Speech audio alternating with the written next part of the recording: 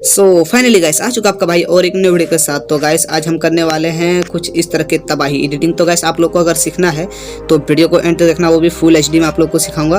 तो गाइस कैसे करना है आप लोग वीडियो को एंड तक देखना, फुल वॉच करना, आप लोग भी अच्छे तरीके से सीख जाओगे। सो गाइस इस फोटो को मैंने पहले से ऑलरेडी पीएनजी करके रखा हूँ। अगर आप लोग को पीएनजी करना नहीं आता है फुल एचडी में तो गाइस मैं वीडियो का लिंक आई बटन पे और डिस्क्रिप्शन में दे दूंगा, आप लोग भी उस वीडियो को जरूर देख लेना। तो गाइस चलिए स्टार्ट करते हैं कुछ इस तरह की एडिटिंग कैसे करना आप लोग को, वो भी फुल एचडी में।